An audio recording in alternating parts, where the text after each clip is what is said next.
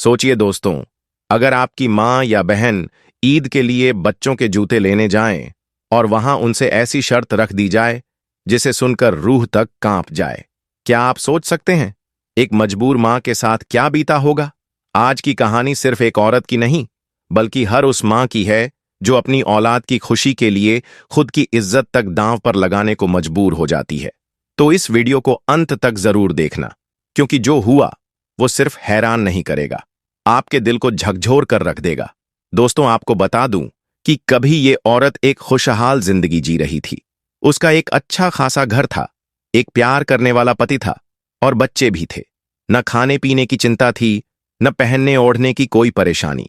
अगर बच्चों को कुछ चाहिए होता तो बाप तुरंत ला देता और मां भी चैन से रहती थी। लेकिन वक्त हमेशा एक जैसा नहीं रहता। एक दिन अचानक उसके पति का निधन हो गया और उसके साथ ही उसकी जिंदगी का सुकून हमेशा के लिए खत्म हो गया। शुरुआत में तो वह अपने पति की छोड़ी हुई थोड़ी बहुत रकम से किसी तरह घर का खर्च चलाती रही, लेकिन जब वो पैसे भी खत्म हो गए तो हकीकत की तलखी ने उसका जीना मुश्किल कर दिया। कभी वह अपने माँ बाप के दरवाजे पर मदद के लिए जाती, कभी भाइयों के पास सहारा ढूंढती और कभी ससुराल से उम्मीद करती, मगर हर जगह से उसे बस मायूसी ही हाथ लगती। आखिरकार उसने लोगों के घरों में काम करना शुरू कर दिया। किसी के बर्तन धोती, किसी के कपड़े साफ करती, किसी के फर्श पोंछती, ताकि बच्चों को कम से कम 2 वक्त की रोटी मिल सके। मगर बच्चों को सिर्फ रोटी से तसल्ली नहीं होती। जब ईद करीब आई तो बच्चों की मासूम जिद शुरू हो गई। अम्मी, हमें नए जूते लेकर दो, हमारे दोस्तों ने तो खरीद लिए हैं, पिछली बार भी हमें नए जूते नहीं मिले थे। उन्हें क्या मालूम था कि उनकी मां किस दर्द और तंगी से गुजर रही है। वे तो बस अपनी खुशियां मांग रहे थे और एक मां अपने बच्चों की खुशियों के लिए कुछ भी करने को तैयार हो जाती है। उसने दिल ही दिल में ठान लिया कि इस बार अपने बच्चों को हर हाल में नए जूते लेकर देगी, चाहे इसके लिए उसे कुछ भी क्यों न करना पड़े। एक बार फिर वह उम्मीदों के सहारे अपने रिश्तेदारों के पास गई, लेकिन हर दरवाजा बंद मिला। किसी ने कहा कि वो खुद मुश्किल में है, तो किसी ने कोई बहाना बना दिया। यहां तक कि सास ससुर ने तो यह तक कह दिया कि अगर जिंदगी इतनी मुश्किल हो गई है तो दूसरी शादी कर लो, कोई अच्छा मर्द मिल जाएगा जो तुम्हारी और तुम्हारे बच्चों की जिम्मेदारी उठा लेगा। यह सुनकर वह औरत भीतर तक कांप गई। शायद अगर बात सिर्फ अपनी खुशी की होती तो वो शादी करने के बारे में सोच भी सकती थी, मगर उसे अपने बच्चों की फिक्र थी। उसने सोचा, जो शख्स मेरे बच्चों का बाप ही नहीं होगा वो उन्हें बाप जैसा प्यार कैसे देगा। और तभी उसने एक बड़ा फैसला ले लिया। वह खुद सारी तकलीफें झेलेगी, मगर अपने बच्चों को किसी सौतेले बाप के रहमोकरम पर नहीं छोड़ेगी। उसे समझ नहीं आ रहा था कि अब क्या करे। तभी उसे अपनी एक पड़ोसन की बात याद आई, जो कुछ दिन पहले कह रही थी कि एक दुकानदार किस्तों पर जूते देता है। औरत के दिल में एक उम्मीद की किरण जागी, शायद यही आखिरी रास्ता है। उसने सोचा, अगर अल्लाह ने चाहा तो मेरे बच्चों के लिए कोई न कोई रास्ता जरूर निकलेगा। वो तुरंत अपनी पड़ोसन के पास गई और उस दुकान का पता पूछा। पड़ोसन ने पता तो बता दिया, लेकिन साथ ही थोड़ा सावधान भी किया। उसने कहा, उस दुकानदार की कुछ शर्तें हैं जो हर कोई पूरी नहीं कर पाता। औरत ने हैरानी से पूछा, ऐसी क्या शर्तें? मैं तो बस बच्चों के लिए जूते लेने जा रही हूं, कोई गलत काम तो नहीं कर रही? पड़ोसन ने नजरें नीचे झुकाते हुए कहा, मैं कुछ नहीं कह सकती, तुम खुद जाकर देख लो। अगर शर्तें ठीक लगें तो ले लेना, वरना वापस आ जाना। उस औरत के मन में उम्मीद और डर दोनों का अजीब सा मिला जुला एहसास था। अगले दिन वह थोड़े संकोच और बहुत सी उम्मीदों के साथ उस दुकान पर पहुंच गई। दुकानदार ने मुस्कुराते हुए उसकी तरफ देखा और जूते निकालने शुरू कर दिए, मगर औरत ने हाथ उठाकर दुकानदार को रोका और कहा, भाई, पहले मेरी बात सुनो, मेरे पास अभी पैसे नहीं हैं। मैंने सुना है कि आप किस्तों पर जूते देते हैं। दुकानदार ने हल्की सी मुस्कान के साथ जवाब दिया, हाँ, देते हैं, मगर किस्तों पर कीमत थोड़ी ज्यादा होती है और कुछ शर्तें भी होती हैं। शर्तों के बिना किसी को जूते नहीं देते, क्योंकि बहुत लोग जूते लेकर भाग जाते हैं और पैसे भी पूरे नहीं देते। औरत ने विनती करते हुए कहा, तो फिर बताओ ना, क्या शर्तें हैं? अगर स्टैंप लिखवाना है तो वह भी करवा लूंगी। मुझे अपने बच्चों के लिए जूते लेने हैं। दुकानदार का अंदाज थोड़ा बदल गया। वह थोड़ा आगे झुककर बोला, भाभी, आप पढ़ना लिखना जानती हो? औरत ने जवाब दिया, हाँ, थोड़ा बहुत पढ़ सकती हूं। दुकानदार ने मेज के नीचे से एक किताब निकाली और कहा, इसमें हमारी सारी शर्तें लिखी हैं, आप आराम से पढ़ लो। अगर शर्तें मंजूर हों तो हम जूते दे देंगे, वरना बिना किसी बहस के वापस चले जाना। औरत ने किताब खोली और धीरे धीरे पढ़ने लगी, लेकिन जैसे ही उसने पहली शर्त पढ़ी उसके हाथ कांपने लगे। उसमें लिखा था, जो भी औरत किस्तों पर जूते लेने आती है उसे सबसे पहले हमारे सामने आकर अपना बुर्का और सारे कपड़े उतारने होंगे। वह पूरी तरह हमारे सामने खड़ी होगी और हम उसकी एक स्पष्ट वीडियो बनाएंगे जिसमें चेहरा, शरीर सब कुछ साफ नजर आएगा। यह वीडियो हमारे पास सुरक्षित रहेगी जब तक आप पूरी रकम अदा नहीं कर देती। अगर समय पर किस्त नहीं दी गई या बीच में भुगतान से इनकार कर दिया गया तो हम इस वीडियो को एक गंदी वेबसाइट पर अपलोड कर देंगे और जो भी पैसे वहां से आएंगे उन्हें आपके कर्ज में जोड़कर अपना हिसाब पूरा करेंगे। यह हमारी दुकान का पहला नियम है, जिसका मतलब है कि जो भी औरत किस्तों पर जूते लेने आएगी उसे पहले अपनी इज्जत गिरवी रखनी होगी। यह शर्त पढ़कर औरत का दिल दहल गया। उसके हाथ कांपने लगे और किताब उसके हाथ से लगभग छूट ही गई। फिर उसने दूसरी शर्त पढ़नी शुरू की, जिसमें लिखा था, अगर आप पहली शर्त मंजूर नहीं करती तो हमारे पास दूसरा तरीका है। आपको हमारे साथ जिस्मानी ताल्लुक बनाना होगा। जब भी हम कॉल करें, जब भी हम बुलाएं, आपको तुरंत आना होगा।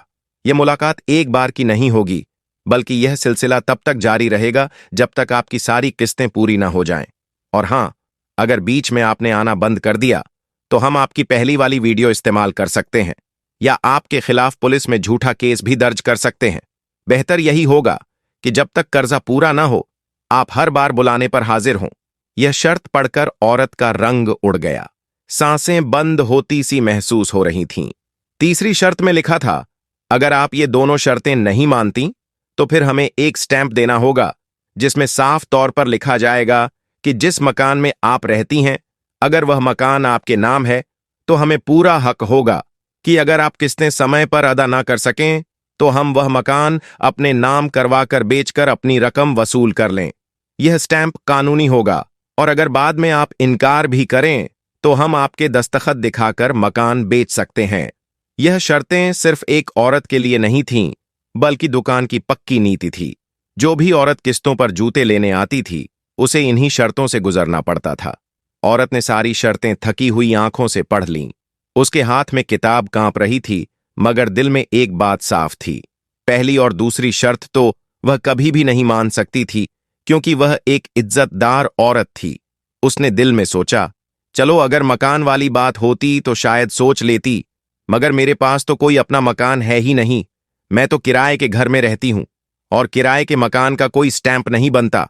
यह सोचकर उसने वह किताब बंद की, खामोशी से दुकानदार की मेज पर रखी और कुछ कहे बिना पलटकर वहां से निकल गई।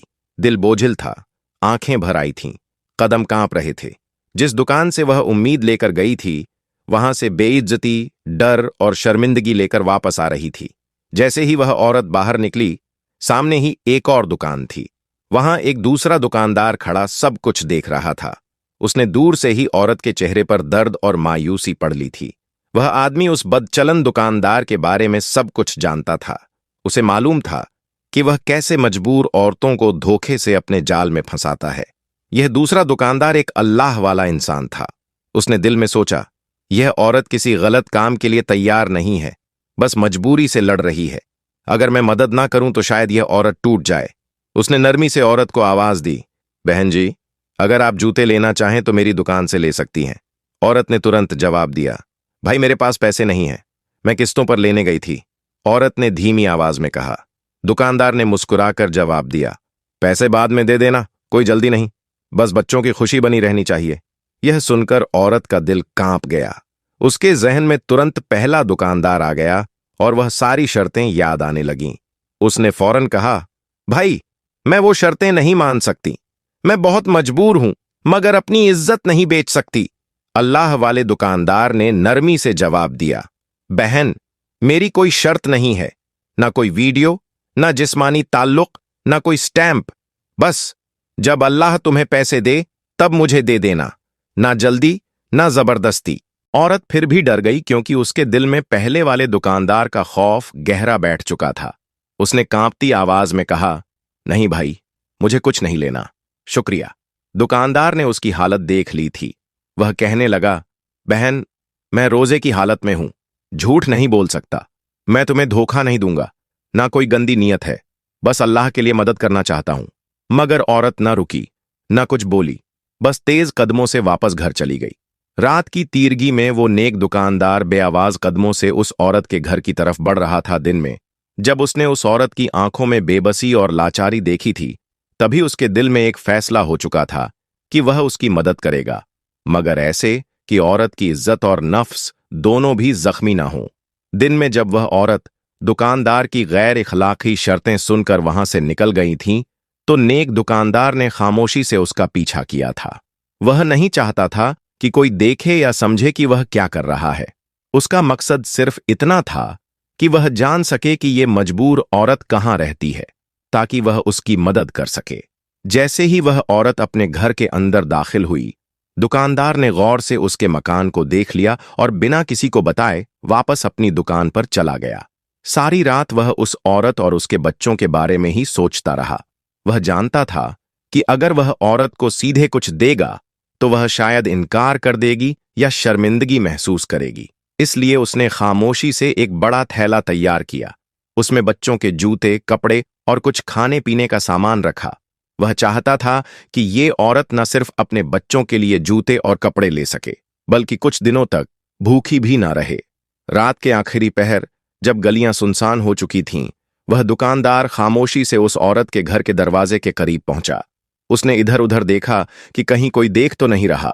जब उसे यकीन हो गया कि कोई आसपास नहीं है, तो उसने धीरे से थैला दरवाजे के पास रखा और फिर दरवाजे के नीचे से एक छोटा सा खत भी डाल दिया। खत में सिर्फ कुछ अल्फाज लिखे थे, अल्लाह ने तुम्हारी सुनी है, यह उसका रिजक है, इज्जत से कबूल कर लेना। फिर वह बिना कोई निशान छोड़े खामोशी से वहां से चला गया। उसके दिल में एक सुकून था, एक खुशी थी कि उसने किसी की मदद की, मगर ऐसे कि किसी की इज्जत या नफ्स पर कोई आंच ना आए।